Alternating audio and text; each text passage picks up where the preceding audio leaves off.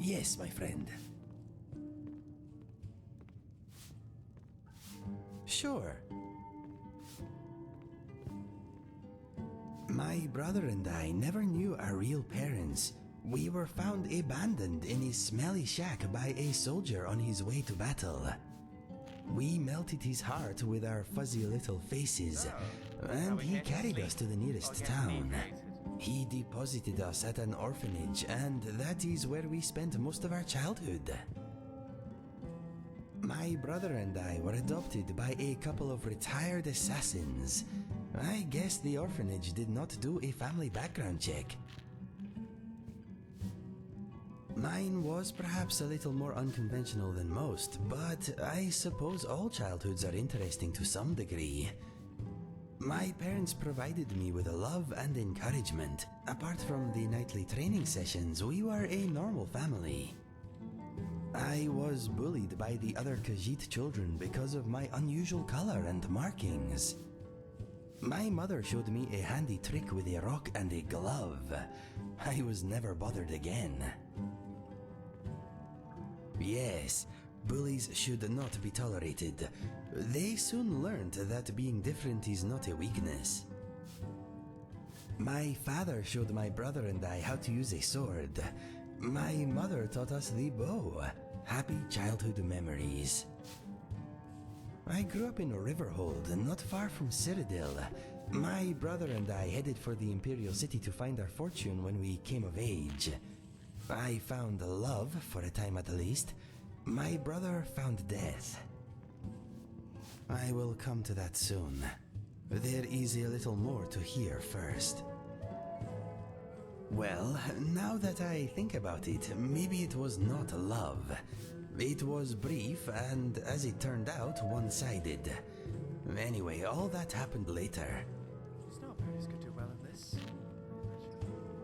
My mother and father are both gone. They died protecting a trading caravan a few years back. I guess I am an orphan again. That means a great deal. Thank you. I suppose they were a bit of an odd couple, being an Argonian and a Khajiit, but they adored each other, and us. Despite their previous profession, they were good people. My brother and I found much work as sellswords. We never made it to the Imperial City, but we made a lot of coin. All over Cyrodiil, from the Gold Coast to the Gerald Mountains. It is a wonderful land, but quite tame compared to Skyrim. Those were happy times, traveling or working during the day, camping out under the stars at night. Life was good. A bit of giant killing here, a bit of witch slaying there. We took gold when it was offered, but sometimes we worked for nothing. It is hard to deny those in need, whether they have coin or not. We made more than enough from those who could pay anyway. I awoke one morning to a lot of noise outside our tent. My brother staggered in, bleeding, and pushed our father's sword into my hand. He said that if I loved him, I would run. He used the last of his strength to rip out the back of the tent and push me down the slope beyond. Some Khajiit-hating locals had blamed us for a spate of robberies in the area, and had decided to take the matter into their own hands. 12 of them had snuck up on us in the night.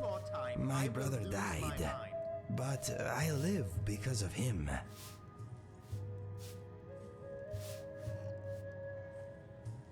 Yes, that morning I lost all that was dear to me. Unfortunately, I also uncovered a side of myself I never knew existed. His name was Fergus. I miss him very much, but part of me is glad he did not witness what became of me after his passing.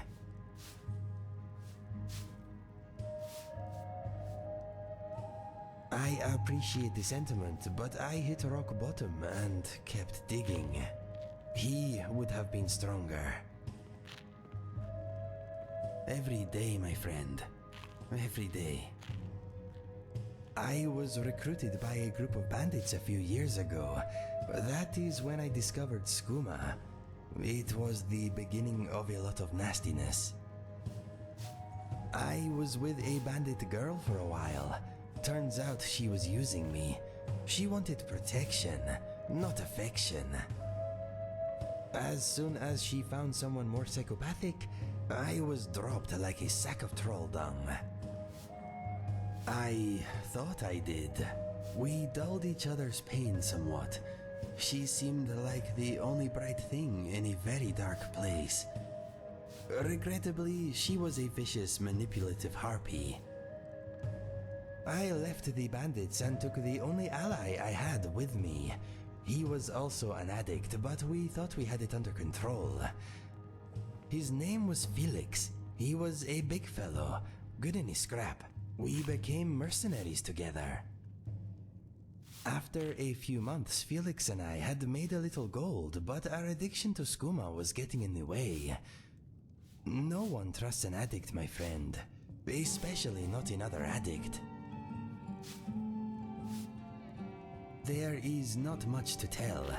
He never spoke about his past, but it was clear he had also been through a great deal before becoming a bandit. That life did not seem to suit him. He had been an educated man at some point, I am sure of it. He was violent, but he had retained some dim vestige of honor. I wish we had met under different circumstances. From time to time my body does, but my mind is made up. I am never touching this stuff again. It helped me smother some painful memories, but it took my sense and reason as payment. It was not a fair trade. One day, Felix burst into my chamber. Instinct took over and I reacted. His murder was my second to last step on the road of dishonor. Trying to kill you was my last. My journal tells the rest. Read it if you want. I do not enjoy speaking of these things. Isn't it lovely? That is my story. Not a happy one, but maybe the happy stuff is still to come.